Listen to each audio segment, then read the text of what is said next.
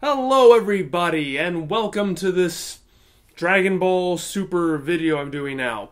Almost 3 years ago I did a video announcing, when the announcement was made that there would be a new Dragon Ball television series, Dragon Ball Super, and I felt that since the series is over, on hiatus,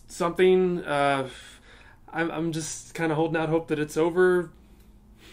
I felt it was only appropriate to do a video on Dragon Ball Super and how I felt about certain aspects of it, just to talk about it a little bit. And I don't typically talk about Dragon Ball Super on my channel per se.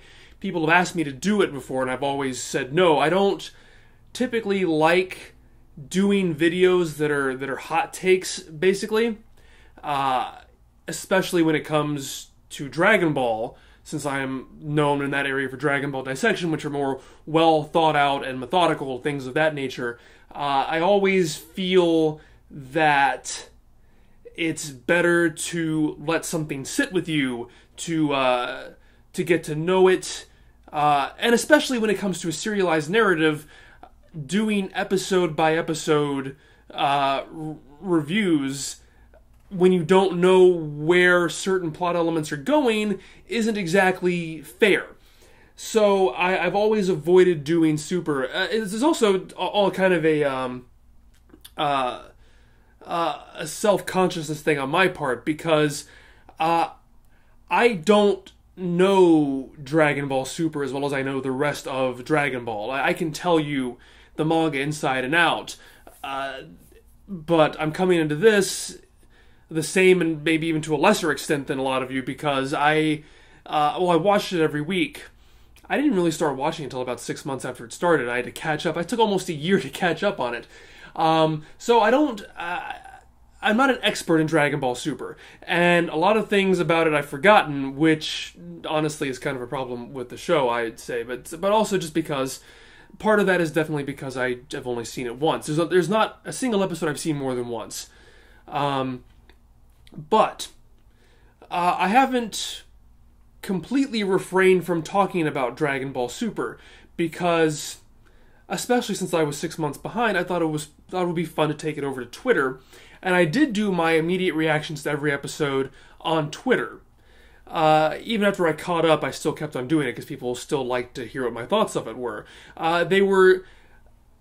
I came into everything spoiler-free. I know, like, they would release titles and synopses of things ahead of time, and people who were more invested on getting the scoop out would read these things. I made sure to come into everything spoiler-free. So I would watch an episode. I would not look at anybody else's take on it. I would not get spoilers about anything. I would watch it. I would immediately tweet about it.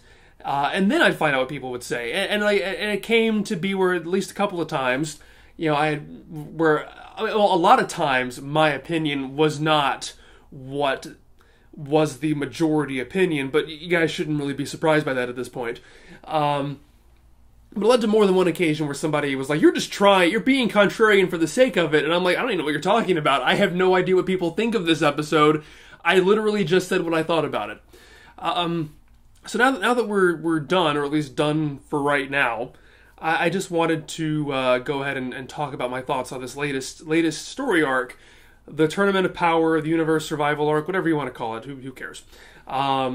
So if you don't follow me on Twitter, this is going to be all new stuff to you, because I've never talked about this show on the channel before. But even if you do follow me on Twitter, I was obviously constrained by how much I could fit into a tweet. So hopefully you'll hear some new things from me.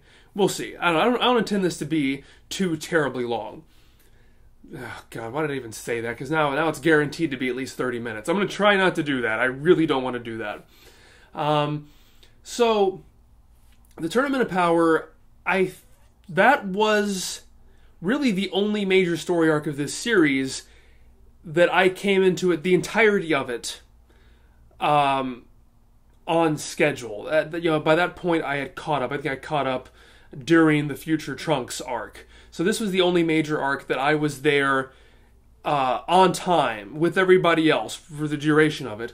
And I was really excited about it going into it. I mean, there was a new opening, which was exciting. You know, it really felt like There was this a new kind of art style. The art style didn't really change. They added this sort of border, this thick outline to the characters. It looked pretty cool.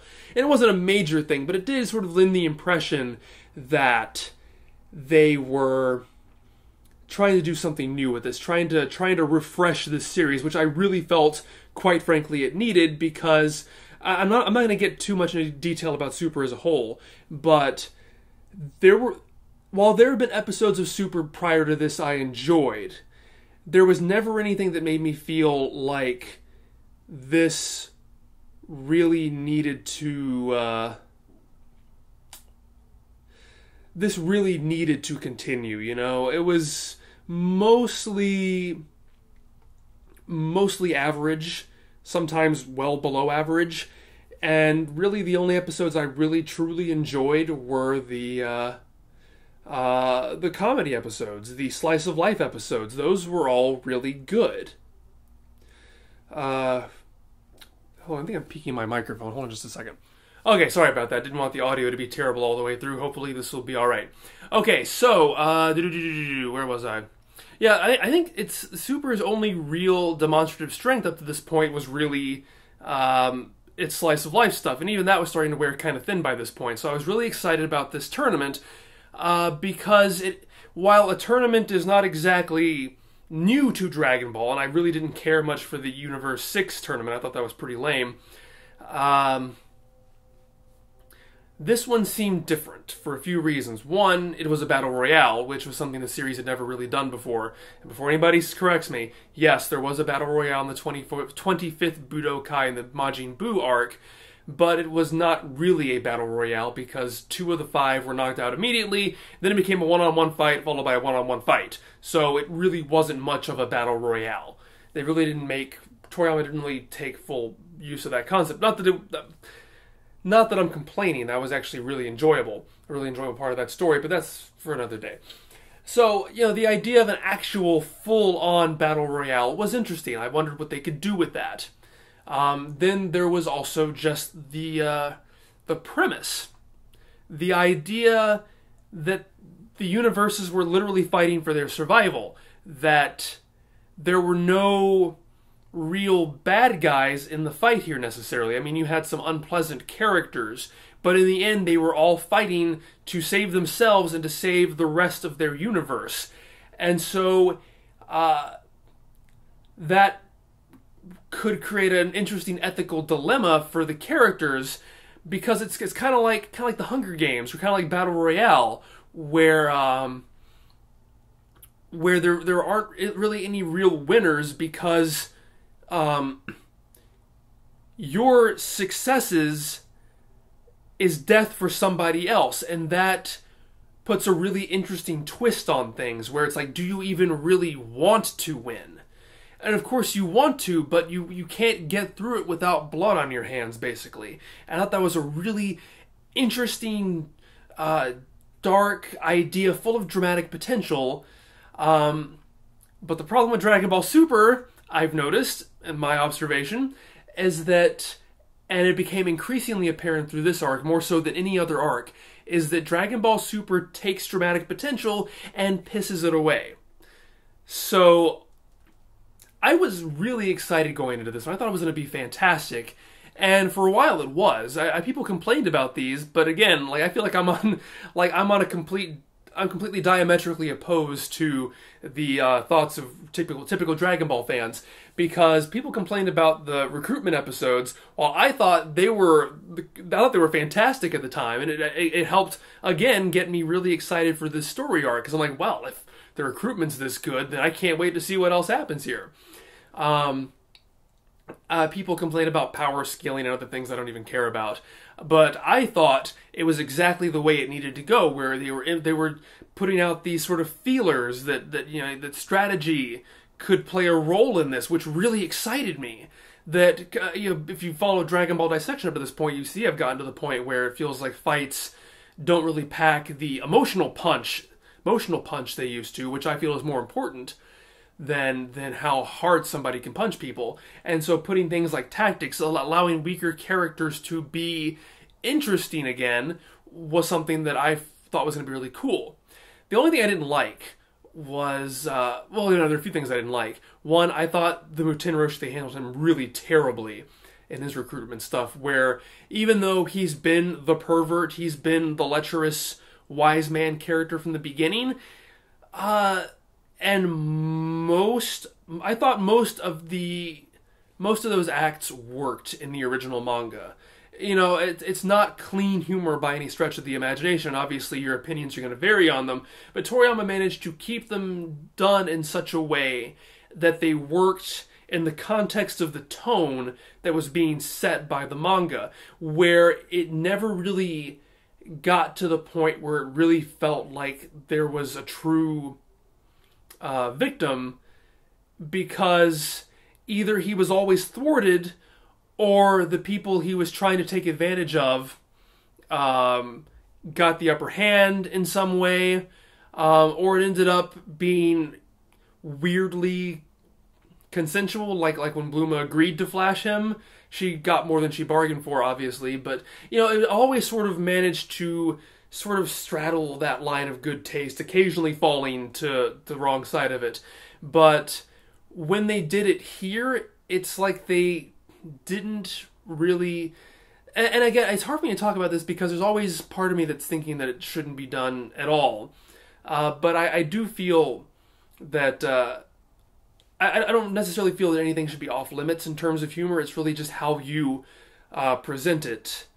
And I think that the Dragon Ball manga typically did an okay job of that. But this, when he was going after Jiren in the Tenshinhan episodes, or when he's going after Puar, it's a long story. It made me uncomfortable, very uncomfortable, because they made it a bit too realistic. And again, this works, like I said, it always fit with the tone before, and this sort of wacky, heightened reality. When he trapped Jiren in a room alone and chased her around, and she genuinely seemed like she was in distress, that wasn't funny. That was creepy and uncomfortable. And the same thing with Puar. It was the same thing, trapped in a room with him. It was just ew. It was just ew. And it really, sort of made me go back and reevaluate those previous examples too, because it was just uncomfortable. But other than that, and some of his antics in the tournament seemed about like on par with that too. It's like they just can't write it in a way that doesn't seem sleazy. But other than that, the recruitment stuff was good, except for I didn't like how they handled this weird Yamcha subplot. Now, see, I liked episode, it was 69, the Yamcha baseball episode. I didn't really think it was in keeping with the spirit of the character up to that point, because it embraced the meme a bit too much. It embraced the fandom view of Yamcha, that sort of perennial joke. It felt disingenuous to have the characters treat him that way, because they never did before. So that was weird, but I also thought it was genuinely funny. And if I had to choose between Yamcha not showing up and Yamcha being kind of the lovable loser character, I would definitely take that, because that has genuine comedic potential. Fine. But what they did with him in the Tournament of Power basically is that Yamcha was hoping to be recruited, and honestly, I don't see any reason why he couldn't have been. I mean, they took the Muten Roshi for crying out loud. Yamcha should be much, much stronger than him, but I wouldn't have minded that as much if they didn't just... It wasn't, again, just like the Muten Roshi stuff, it wasn't funny. It just seems sad. It's like, which is weird, because like I said, humor is what this show usually does well. Humor and slice of life stuff. But here, it just felt really mean-spirited, and it felt like a setup to a joke that never came. It's like, and God, you guys living in like this really crappy apartment with like cracked walls and stuff, and it's like, it didn't, because again, episode 69, even though it felt kind of disingenuous to the character, it still felt like everybody was kind of in on the joke. And he did win at the end, and it was kind of, even though it was at his expense, it was sort of good-natured, while this felt really mean-spirited. It felt really, really unpleasant. And like, it just wasn't funny. There wasn't really a punchline. It was just the story kind of crapped on him, and then it was over, and it led to more than a few people wondering if there was going to be some big reveal where Yamcha was going to get put onto the team. And so many people I was seeing on Twitter or on the Kanzenshu boards saying that they hoped he would get picked for the team after all that, and it just seemed like a bunch of a wasted potential, which again sort of really set the stage in my mind that this is how it was going to be. Once we got to the tournament itself, it's going to be hard for me to talk about this because there is so little I actually remember. Because I never expected... excuse me. I really should bring water in for these. I never expected it to go on this flippin' long. And so it was fun at first. Although, they... for a while, it really seemed like there wasn't much of a threat to our heroes. I think we lost a few of them. And then for a while... it just seemed like nothing, like everything was bouncing off these guys, and it just was not paced very well. That's an understatement. It was paced horribly. I'm sorry. It really wasn't until about a few months ago that I started getting really, really tired of it. Maybe around the time we lost Caulifla and Kale, because they were actually pretty interesting. There were interesting things there, but I just it didn't. Those two big things I was really interested in, the tone and the Battle Royale elements, I didn't really feel like they took advantage of either of those really well, because for the latter, the Battle Royale stuff, it seemed too much like small skirmishes. Like, we focus on one person per episode, usually. One fight. And either that fight would resolve, or... or even more annoyingly, they'd break apart. Like, I'll get you next time! And it just... it didn't feel like there was much progression going on. I didn't really get this big sense of this huge... it was too big. It was just too big is what it was. I couldn't tell you most of those people were. There's... You have to have a flow chart to keep track of, because it's just there's too many people involved, and so they either became fodder, or they were just in the background, or they showed up for an episode and then died. Got knocked out. Only a handful of people that it really mattered, and I think it would have been better if they'd sort of narrowed the focus a little bit. But it just because of that, it went on for way too long. And a tournament really needs a sense of progression. And the previous tournaments all had that. And it helped having matches, because you knew exactly, at least up to a certain point, who was going to be fighting whom. And when each match ended, you felt, like one step closer to the end. And with so many characters, I never really could keep track of how close we were to the end. I didn't care enough to really have to really research it, to go, oh, let's look at my big roster of characters and see who's out yet. It felt like this could literally go on forever, and there is really no excuse to have a tournament that lasts 35 some odd episodes. That's ridiculous. There is no way you can sustain interest that long. I mean, I say that, but lots of people seem to enjoy this. So, for me, I can only speak for myself. It went on for way too long. Way too long. And by the last couple of months, it was so boring. I was so sick of this place. I was so sick of the brown sky. I was so sick of the jagged rocks. It looked cool at first, but by the end, it was making me miss the planet Namek, if that tells you anything. But I would have killed for some cutaways once in a while, to like Goten and Trunks on the nature preserve, or Capsule Corporation, just anything. I want to see a blue sky, I want to see other people, I want to see anything but constant, non-stop fighting for months on end with no clear sense of progression. It just got boring to the point of tedious, and it drove me crazy.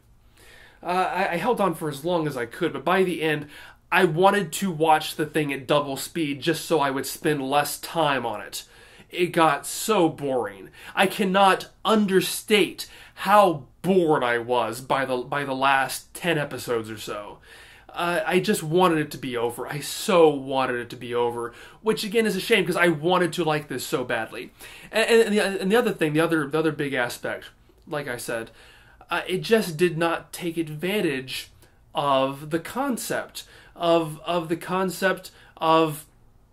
how this might be Goku's fault, how this is pitting innocent lives against one another. It was almost all just business as usual. There was one moment towards the beginning where Gohan defeated a guy who had like a locket of his family or something, and he felt a twinge of guilt at that. But other than that, it was mostly just tournament fighting, power-ups, yay, woo! And people have told me, it's like, well, Dragon Ball, as if they have to remind me, Dragon Ball is primarily a lighthearted, fun series. I get that. But if that's the case, don't put stuff like that in your premise, because you can't do this, a storyline that is so deep and dark like this and then not take advantage of it, okay? So it just felt like any other old tournament, and it was hard for me to get emotionally invested when nobody really seemed to care. Jiren was the most boring antagonist I've ever seen in Dragon Ball, and possibly in fiction, and they handled him so poorly. We had the whole Ultra Instinct thing in the big, like, 2-part spectacular rating stunt thing, only for it to really go nowhere and then have to repeat it all over again at the end of the series. It's just, they don't really know how to structure this properly. But Jiren was boring as dirt. I thought Toppo would have been a much better antagonist, given how he and Goku butted heads at the beginning of the arc, and how Toppo blamed him for getting them in the situation. I thought that would have been a really interesting dynamic. Then they actually made him a god of destruction, which I'm like, and this sort of mindset is basically what I went through this entire arc. Like, oh my god, that's a fantastic idea. Now he has to put aside justice, and what's that going to do to him internally? And because they did nothing with it. As always, they did nothing with it. He got a power-up, then he got defeated, but there was nothing going on in here. There was nothing internal. There was nothing emotional about it. There was no conflict. It was just, he got a power-up, and then he got beaten. And it's like, they can't not. They take these wonderful ideas and do nothing with them. And the same thing, they finally gave Jiren a backstory, which was told in the most ham-fisted way possible. Let's just break for exposition here. And I was so hoping that when the guy, who the hell cares? When the god was talking about it, I really hoped that once he was done telling his tragic backstory of how he has no friends and his family was killed and blah blah blah, who cares at this point? That Zeno had gone, all right, time's up, and that was the end of it, because they really didn't seem to take advantage of this time concept here at all, other than to make it seem even slower by literally having 1 minute pass every single episode and having the announcer state that. And it's like, so many times I'm like, just let the clock run out, guys. They're like 3, 4, 5 you left against just Jiren. Who cares? Just run out the clock. You got 2 minutes left. But it ended up amounting to nothing other than making it seem longer. It's like they saw the whole Frieza 5-minute thing and decided to double down on that. Like, oh, that's a fantastic idea. Let's make this even longer. And I mean, technically it's not, because if there are 10 episodes of the Frieza fight after Frieza throws the blast at Planet Namek, and it's 5 minutes in their time, that's about 30 seconds an episode. But this felt longer. This felt so, because in real time for us, it was a lot longer. 35 episodes versus 10 is a lot longer to have to hold on to that little gem. But also the fact that so much more was happening in the Frieza arc. Again, considering how much I railed on the end of that fight in Dragon Ball Dissection, this should tell you how bad Tournament of Power was. But so much more was happening. There were scenes on Kaio's planet. There were all the stuff with the Dragon Balls, things on Earth. Other things happened. Even if you didn't like in the TV series, the subplot with Chi-Chi trying to get to Namek, at least it was something to distract you from the fact that time was moving so slowly. At least it was something to help break up, so you weren't just fight for, so many hours of your life. But this didn't have any of that. They cut away to other characters just so they could explain what we already saw, and that's it. Nothing else. And so it went on forever. But 130 was what really broke me, which I thought was really surprising, because when I finally came in to see what other people's reactions were, people are like, oh, this is groundbreaking. This is the best Dragon Ball has ever been. And I'm like, oh my god, what is wrong?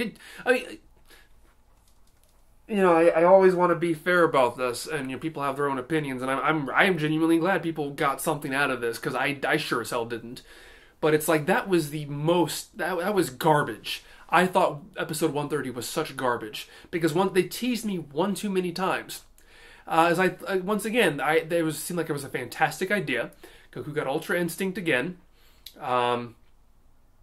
And it seemed like the fight was going to end. And this series does not know how to end things. They always want to have the crappy fake out at the end.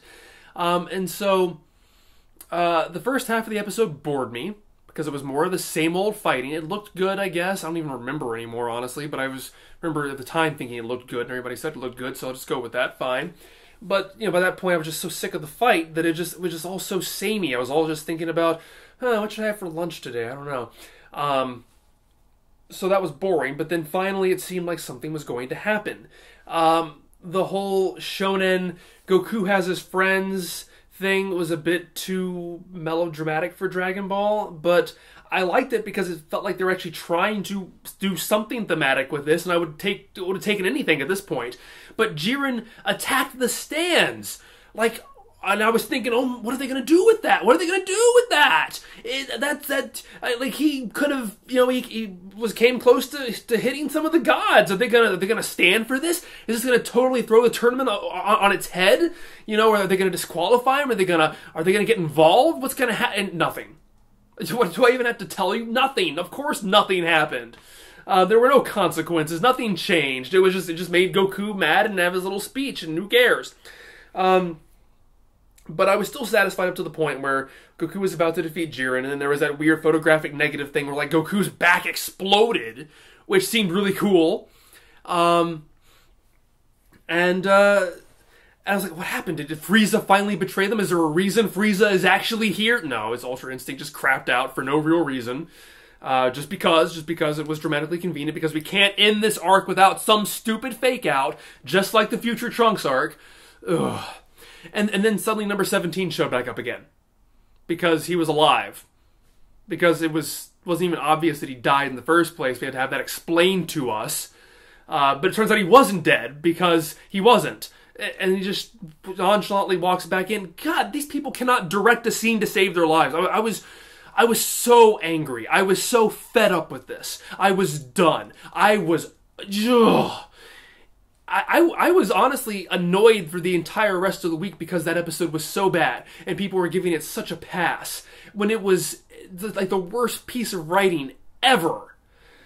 For this tournament that had gone on too long, that had too many good ideas that they didn't know what to do with, that it could just keep on right up to the very end, just pissing away opportunities. You know, this series could have been great if they had just thought about what they wanted to do for just a few seconds, you know? Just put the slightest bit of effort into this show, you know? But by the last episode happened, and I was like, might as well stick around for the end, you know? I got come this far, I watched 130 episodes of this. And that wasn't as bad. I actually had a good time. Granted, the bar had been set so ridiculously low, I couldn't have possibly been disappointed at this point. Of course, I've said that many times throughout this arc to myself, and I've always managed to be more disappointed with this arc. But the fighting was actually interesting for the first time in, God, I couldn't tell you how long. And it finally felt like something progressed for the first time in a really long while. And the ending didn't feel as rushed as I thought it would. I really thought, since they were dragging this fight out to the last episode, into the last episode, halfway through the last episode, that it was going to feel really rushed, and it still kind of did. But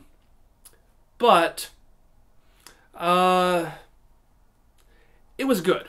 Other than the fact that number 18 had the stupidest line in the entire history of Dragon Ball, when she goes, "Are you sure you want to wish everybody back to life? All those countless billions, trillions, quadrillions of dead people? I thought you wanted a boat. You're an idiot. You are an idiot." And I'm never going to get over that.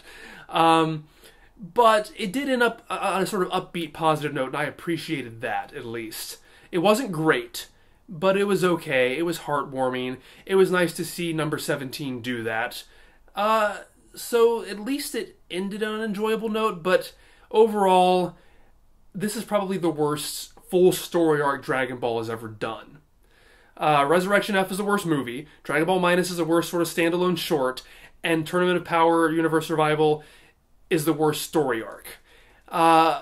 But I might have to say, it might beat out all of them just because of how flippin' long it was. So that drew out my displeasure, how unenjoyable it was just because it was so flippin' long. So that's all I have to say about that. Thanks for watching. If you're going to be in the Texas area in May, watch out. I'm going to be hosting a panel at KamehaCon. So if you want to see me in person, want to see what I have to say at a Dragon Ball convention, please come check it out. So I'll see you guys later. Bye.